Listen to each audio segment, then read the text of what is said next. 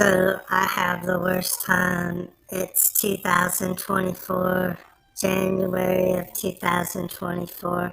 I'm 54 years old and I still have these nightmares. I can't stay here very long. I know they'll be coming for me soon.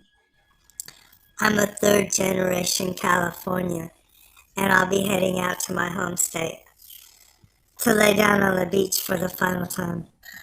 I'm very troubled. Sometimes I'm so troubled that my body won't even move.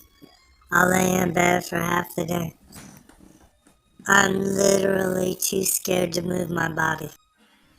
I thought at one point there was this guy who was stalking me at my house, but I'm not so sure who it was actually. He used to stare at my house from the golf course. Some say there was a strange cult that roamed around the golf course, Willowbrook golf course, at night. So it's like I'm entering into this trance hypnotic state, and I'm having this like most horrible nightmare. I don't really know if it actually happened or not. It could be just a nightmare. But I wake up in the dead of night at around 3 a.m. It's pitch black outside. And this person who's known to me as a self-proclaimed follower of Satan. And he has already brutally beaten the owner of this domicile at one point in time in the past. It's like a nightmare you can't escape from. And he has beaten other people as well. So this is a very brutal person right here. So he tells me to relax and turn around and put my hands behind my back as if he's a law enforcement officer. He has another person with him. I'm not really able to get a really good look at him, but when I seen this picture recently, I said, this looks like the person I seen who was standing in the doorway. So while this person, someone that looks like this person is standing in the doorway, the follower of Satan throws me to the floor. I'm laying on my stomach. My hands are pinned behind my back. And he starts telling me that I'm going to answer his questions. And then when I tell him I can't remember anything to tell him, he starts slashing his knee into the back of my neck.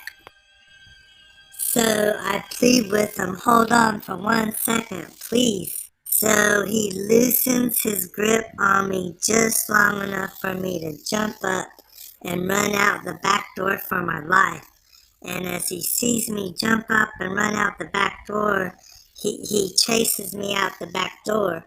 And as I look over my right shoulder, I see this person who was standing at the front door start fleeing out the front door. Now, it may not have been this person, but it looked like this person.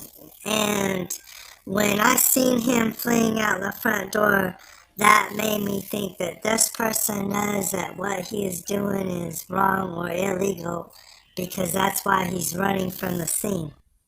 So I run out the back door and I run 2 houses down, and the neighbor is woken by the commotion, and she comes out and she calls the police because there's blood coming out of the side of my mouth, and she's concerned for my safety. So these 2 people that conducted this home invasion and beat me and attempted to kidnap me or kill me or whatever they were trying to do, they take off and they flee in a truck. And the police pull up and they ask what's going on.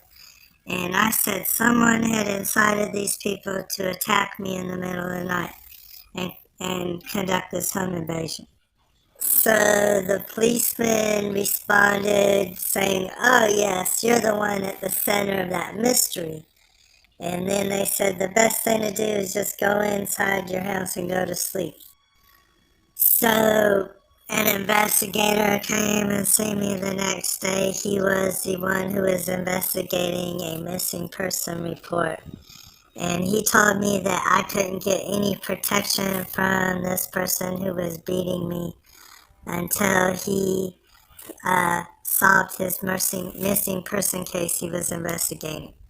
So ultimately, I ended up in a mental institution and I was released in 2010.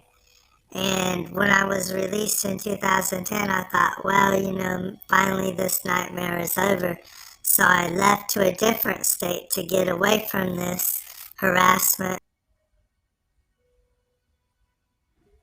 So I moved to another state, and this person who is a self proclaimed follower of Satan, he started calling out to where I lived. He was making threats. He was saying that he was going to come and get me. And I tried to get a restraining order. I went to the city court, a local city court. I got a restraining order. I tried to serve it to him.